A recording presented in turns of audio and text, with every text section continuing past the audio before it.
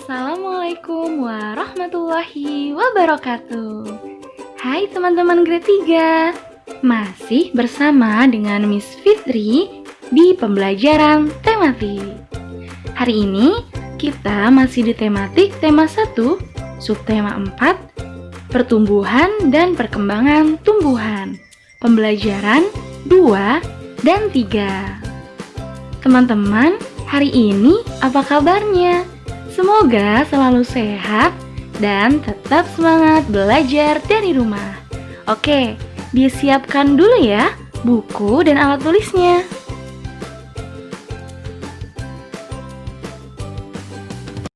Oke teman-teman, sebelum kita belajar, mari kita berdoa terlebih dahulu ya. Teman-teman, angkat kedua tangannya. A'udzu billahi minasyaitonir rajim. Bismillahirrahmanirrahim. Raditu billahi rabba wa bil islami dina wa bi Muhammadin nabiyya wa rasula. Rabbi zidni ilma warzuqni fahma. Amin amin ya rabbal alamin. Semoga pembelajaran kita hari ini berjalan lancar ya. Teman-teman, kita masuk di materi yang pertama, yaitu perkembangbiakan tumbuhan dengan biji, perkembangbiakan tumbuhan dengan tunas, dan bunga nasional Indonesia. Perkembangbiakan tumbuhan dengan biji. Sebagian besar tumbuhan berkembang biak dengan biji. Tumbuhan dewasa akan berbunga dan menghasilkan buah. Di dalam buah terdapat biji. Biji berkembang menjadi tanaman baru. Tanaman baru tumbuh menjadi dewasa dan berbuah. Perputaran tahapan perkembangan tersebut membentuk sebuah siklus atau daur hidup. Nah, teman-teman, perhatikan gambar bagian-bagian biji di bawah ini. Yang pertama ada embrio atau calon tumbuhan baru. Kemudian ada kotiledon, yaitu sumber makanan untuk calon tumbuhan baru. Dan yang terakhir ada selimut biji yang berfungsi untuk melindungi biji. Oke teman-teman, sekarang coba dibuka buku teman-teman halaman 155. Nah, coba teman-teman amati gambar berikut ini. Lihat yang sebelah kiri ya. Gambar menunjukkan daur hidup tanaman semangka.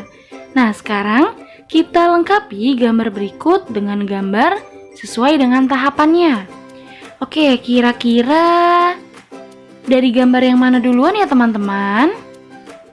Ya, yang pertama adalah gambar yang D. Oke, teman-teman sambil isi ya. Kemudian, setelah gambar D, urutan kedua adalah gambar B.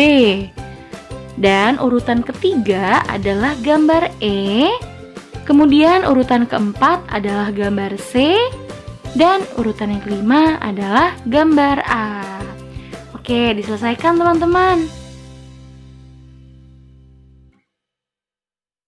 Nah, di sini sudah ada gambar tahapan pertumbuhan pada tanaman semangka. Sekarang yang pertama akan kita bahas adalah biji. Biji semangka yang sudah terpisah dari dagingnya akan menjadi benih semangka. Biji semangka ini memiliki cangkang keras serta memiliki fungsi dinding sel pada tumbuhan yang akan membantu proses pertumbuhan sehingga akan susah tumbuh jika langsung ditanam di dalam tanah. Nah, biasanya biji semangka ini direndam terlebih dahulu di air hangat dengan suhu berkisar 40 derajat untuk merangsang pertumbuhannya, bahkan sampai keluar tunas pertamanya. Cara lain yang bisa dilakukan adalah dengan merobek sedikit cangkang biji semangka supaya tunas bisa keluar lebih mudah. Namun, cara ini dirasa tidak efektif karena membutuhkan waktu yang lama. Benih ini kemudian ditanam di polybag atau bisa menanamkannya langsung di lahan pertanian dengan cara melubangi tanah kira-kira kedalaman 5 cm dan kemudian tabur benih tersebut. Kemudian tahapan yang kedua adalah tunas kecil atau kecambah. Nah, teman-teman, setelah benih ditanam, maka proses selanjutnya adalah benih akan tumbuh menjadi tunas kecil dan mulai terlihat di permukaan tanah. Pada fase ini, bagi para petani perlu menyiapkan kayu sebagai media rambat semangka karena batang semangka akan mulai tumbuh. Kemudian tahapan yang ketiga adalah bunga semangka. Pada selanjutnya adalah ketika semangka sudah merambat, maka dalam beberapa waktu kemudian akan mulai muncul bunga dengan bagian-bagian bunganya. Bunga semangka unik karena memiliki 2 kelamin dalam satu bunganya, yaitu jantan dan betina sekaligus, atau biasanya juga disebut sebagai bunga banci. Bunga semangka cukup besar dengan warnanya kuning mencolok.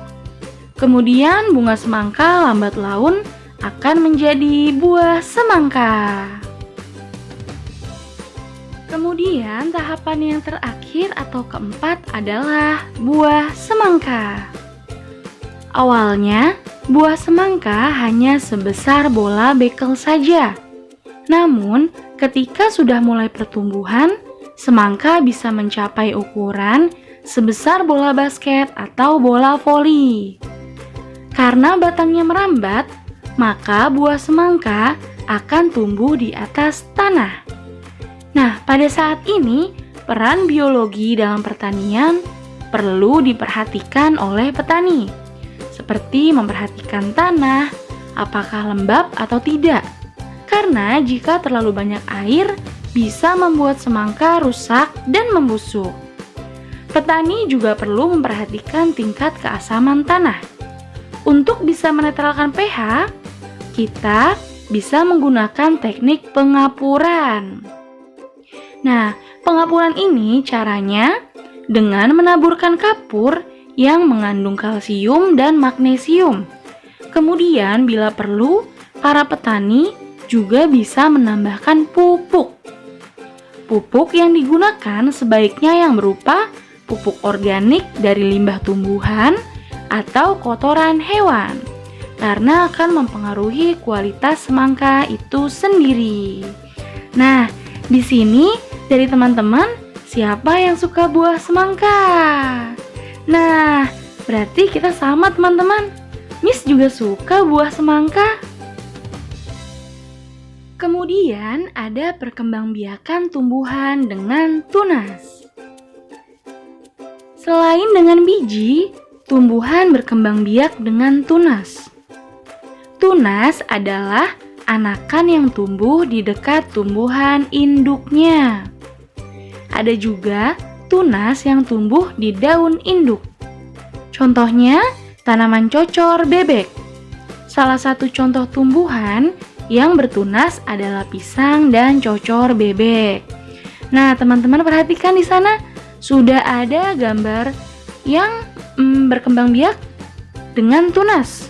Nah, di sana yang pertama ada tumbuhan pisang, kemudian ada tebu, ada bambu, dan ada cocor bebek.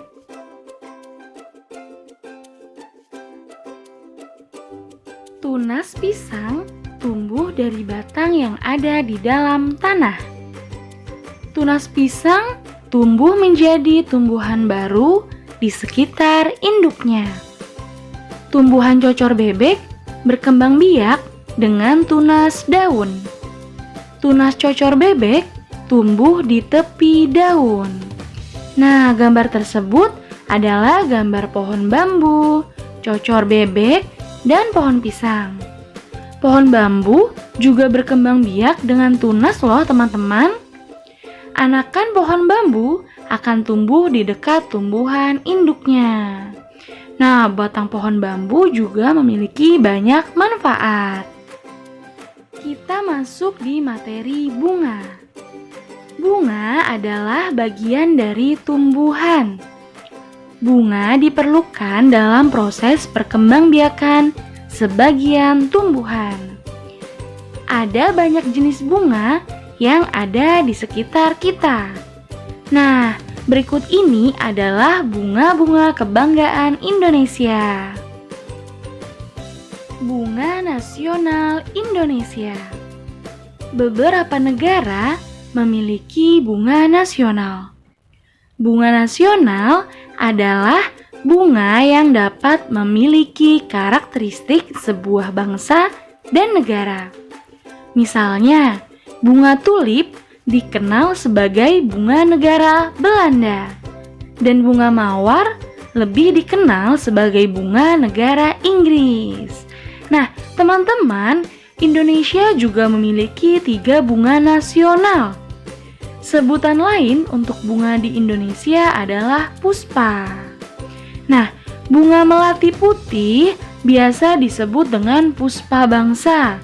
Kemudian bunga anggrek bulan disebut dengan puspa pesona.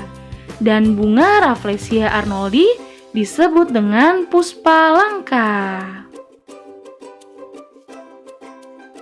Sekarang kita akan membahas tentang ciri-ciri bunga yang telah kita sebutkan tadi.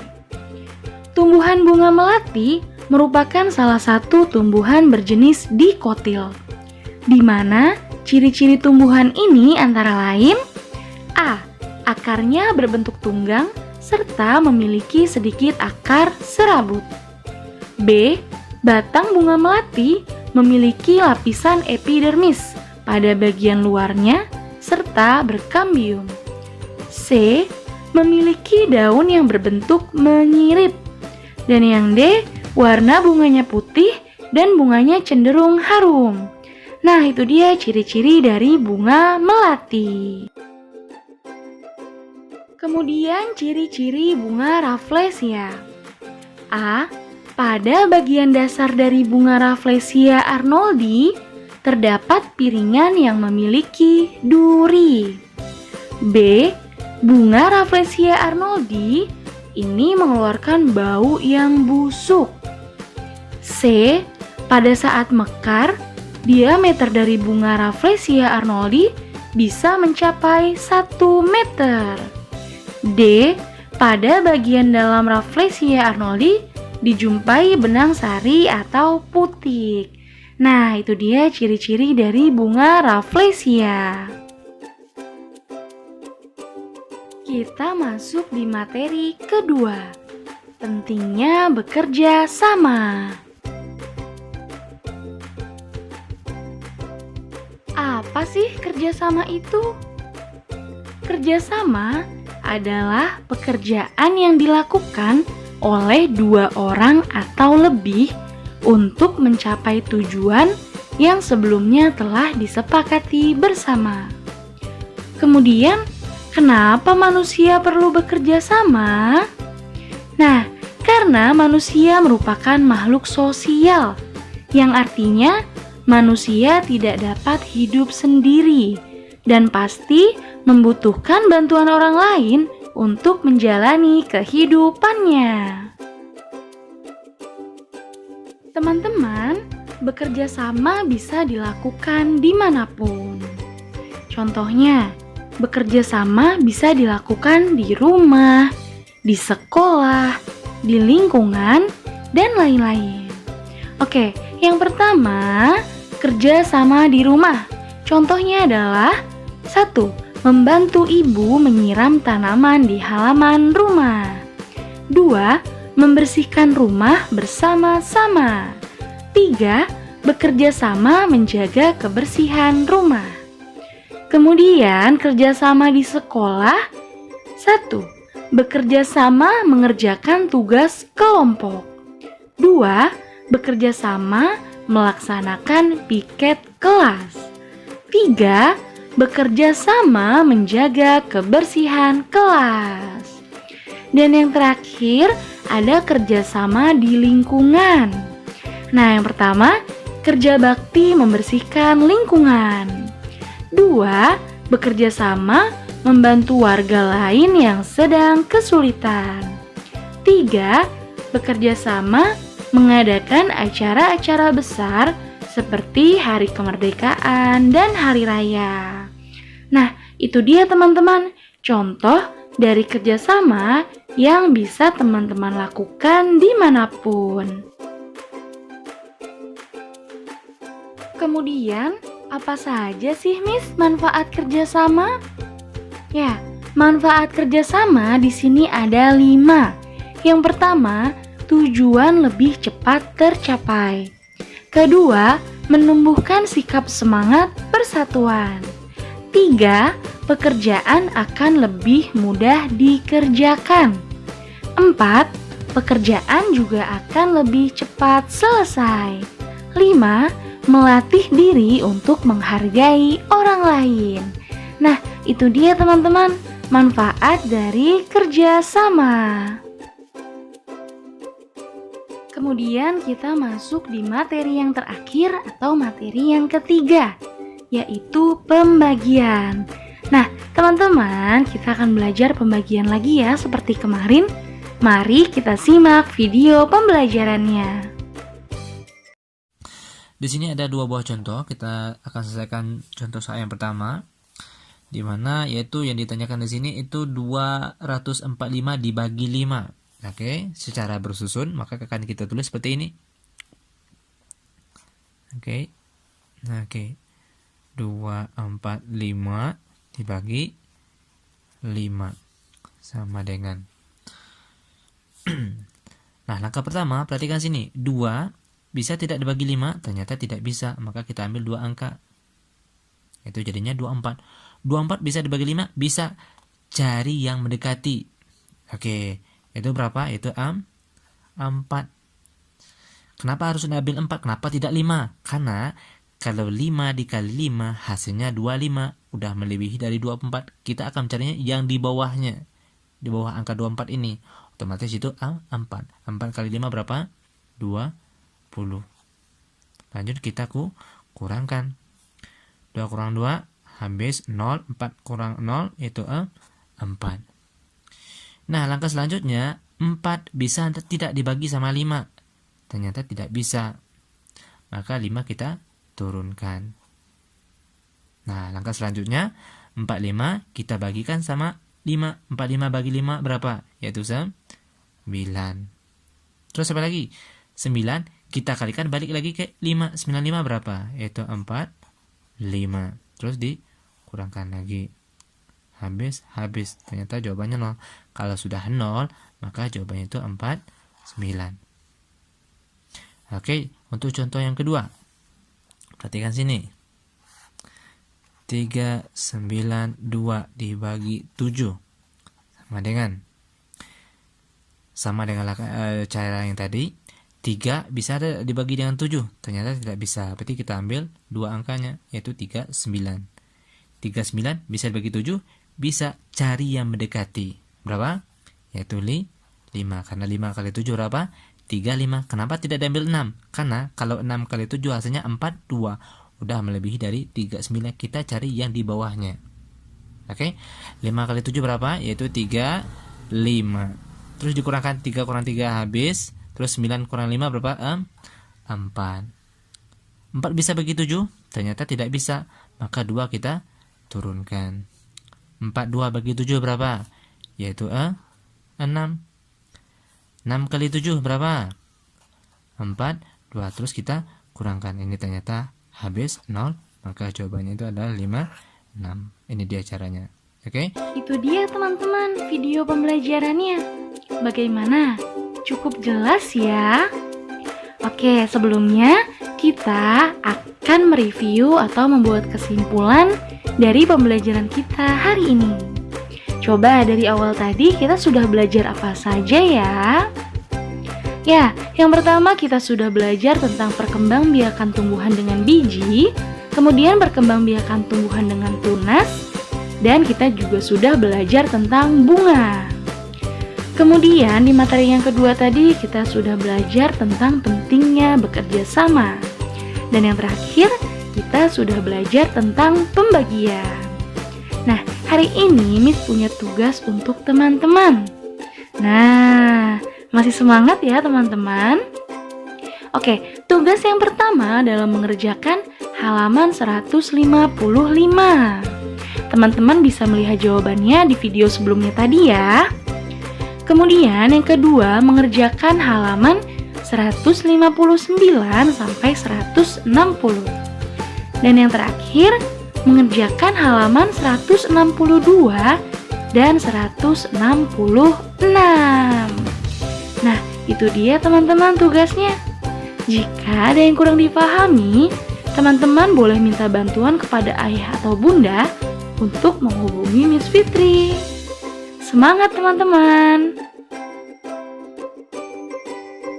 Terima kasih teman-teman grade 3 telah menyimak materi pembelajaran dari Miss Fitri pada hari ini. Nah, jika ada yang ingin ditanyakan, bisa langsung menghubungi Miss Fitri ya. Dan untuk tugasnya, jika sudah selesai, juga bisa langsung report melalui WA Miss Fitri. Oke teman-teman, saya Hamdalah untuk pembelajaran hari ini. Alhamdulillahirabbil alamin. Miss akhiri ya. Terima kasih. Wassalamualaikum warahmatullahi wabarakatuh. Bye bye teman-teman.